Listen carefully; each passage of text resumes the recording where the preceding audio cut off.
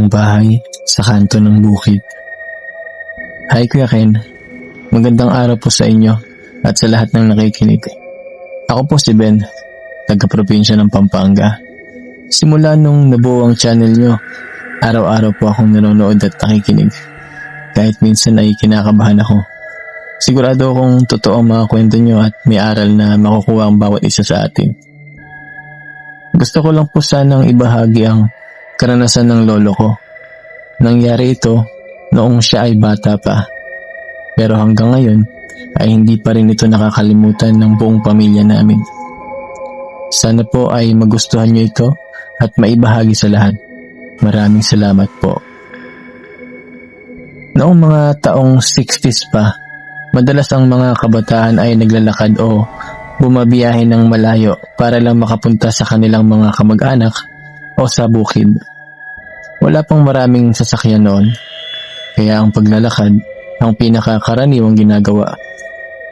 Isang hapon, mga alas 6 na ng gabi, pauwi na ang lolo ko galing sa bayan. Malayo ang kanyang dadaanan at kailangan pa niyang tumawid sa malawak na bukid at sa mga kalsadang malalim ang gilid. Ang araw ay papalubog na at unti-unti nang nagdidilim ang paligid. Habang naglalakad siya, may nakita siyang isang lumang bahay sa gilid ng daan. Mukhang matagal na itong hindi ginagamit, pero may ilaw na kumukutitap sa loob. Akala niya ay may nakatira pa doon. Kaya lumapit siya para humingi ng pahintulot na manatili sandali o humingi ng tubig. Dahil sobrang uhaw na siya at pagod na rin. Kumatok siya sa pinto. Ilang sandali pa, bumukas ito. Isang matandang babae ang nakita niya sa loob. Nakasuot ito ng mahabang damit na kulay puti. At ang kanyang mukha ay mukhang payapa. Pero may kakaibang kapayapaan na tila nakakatakot tingnan. Magandang gabi po, Lola. Pwede po ba akong pumasok sandali? Pagod na po ako at uhaw na, sabi ng lolo ko. Tumingin sa kanya ang matanda at ngumiti. Sige, pumasok ka na bata. Maghintay ka lang sandali. Maghahanda ako ng pagkain at tubig para sa iyo. Pumasok ang lolo ko. Ang loob ng bahay ay tahimik, pero kahit na maraming gamit at kasangkapan, walang naririnig na tunog ng mga hayop o ibon at walang amoy ng sunog o pagkain. Pero dahil gutom at pagod na siya, hindi na niya inisip yun. Umupo siya sa isang upuan sa gilid at naghintay. Ilang minuto ang lumipas, inaasahan niyang magdadala na ang matanda ng pagkain. Pero hindi pa rin lumalabas ang matanda. Tumingin siya sa paligid. Napansin niyang kahit na nasa loob sila ng bahay, ay parang nasa labas pa rin ang lamig. At ang pinakakakaiba, kahit na may mga ilaw, parang madilim pa rin sa paligid. Parang gabi na talaga kahit nasa loob sila. Tumayo ang lolo ko at lumapit sa pinto ng kwarto kung saan pumasok ang matanda. Tiningnan niya sa loob. Doon niya nakita ang nakakagulat at nakakakilabot na tanawin. Nakaupo ang matanda sa isang upuan, pero hindi siya gumagalaw. Ang katawan niya ay parang pinalamig na, at ang kanyang mga mata ay nakatitig lang ng diretso sa harap. Hindi na parang buhay. Sa gilid niya, may mga larawan ng mga taong matagal nang patay, at ang mga ito ay nakasandal sa dingding na parang nakikisama sa kanya. Biglang narinig ng lolo ko ang boses ng matanda, pero hindi ito galing sa loob ng kwarto, kundi parang galing sa lahat ng direksyon. Bakit ka pa naghihintay, bata? Alam mo bang nasa lugar ka na ng mga hindi na muling babalik pa? Dito na ako nananatili. Dito na ako naghihintay ng mga taong parang ikaw. Naghahanap ng pahinga, pero hindi na makakaalis pa. Natakot na sobra ang lolo ko. Gusto niyang tumakbo, pero parang ang mga paa niya ay nakadikit sa sahig at hindi siya makagalaw. Ramdam niya na may nakatingin sa kanya mula sa sulok ng bahay, mula sa mga dingding at mula sa mga bahay na nasa gilid. Alam mo ba kung bakit ako nandito?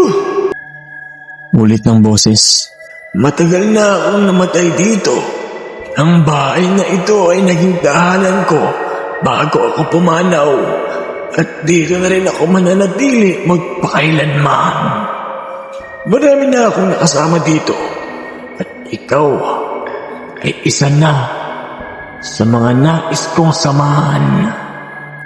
Biglang umihip ang malakas na hangin. Ang mga bintana ay bumukas ng biglaan at ang ilaw sa loob ay namatay. Naramdaman ng lolo ko na may humihila sa kanya palapit sa matanda. Umigit siya at nagsimulang magdasal ng buong puso.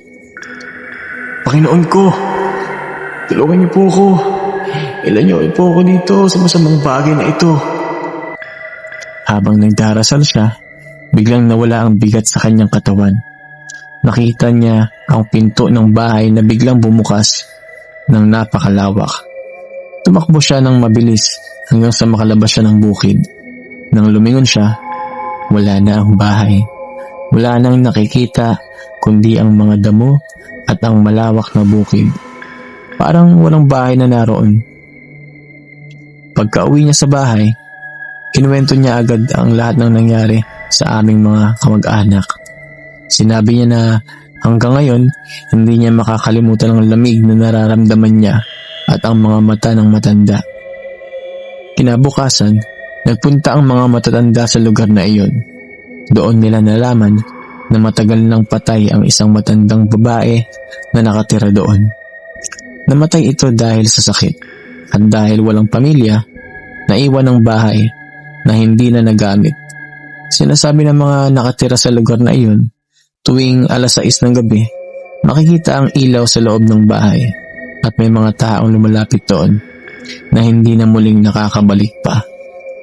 Mula noon, lagi nagpapaalala ang mga lolo ko sa amin na kapag naglalakad o bumibiyahe tayo sa mga malalayong lugar, laging maging maingat at kapag may nakita tayong mga kakaibang bagay o lugar, ay mas mabuting lumayo na lang at huwag nang lumapit pa. Yan po ang kwento ng lolo ko, Kuya Ken. Narinig ko mismo ang lahat mula sa lolo ko at hanggang sa kanyang pagtanda, takot pa rin siyang dumaan sa mga ganoong lugar. Sinasabi niya na ang karanasang iyon ang nagbago sa kanyang pananaw sa buhay. Sana po ay maging babala ito sa lahat ng nakikinig. Maraming salamat po sa pagbabahagi ng mga kwento na nagpapaalala sa atin na maging maingat at magtiwala sa Diyos. Maraming salamat po, Kuya Ken. Ingat po kayo lahat. Palagi. Naku, maraming salamat sa kwentong ibinahagi mo, Ben. Grabe pala yung naranasan ng lolo mo nung kabataan niya. Kung ako yung sa kalagayan niya na talagang tatakbo ko ng napakalayo nun. At hindi ko na rin naisip na lumapit sa bahay na yun. Kayo, mga ka-midnight, may mga karanasan din ba kayo na kagaya nito? O mga misteryoso at nakakatakot na nangyari sa inyo? Huwag na kayo mahiyang ibahagi yan dito para malaman din namin ang kwento nyo. Hanggang sa muli, ako sa Kuya Ken. Lagi kayong mag-iingat, lalo na kapag mag-isa lang kayo sa bahay at sa dilim.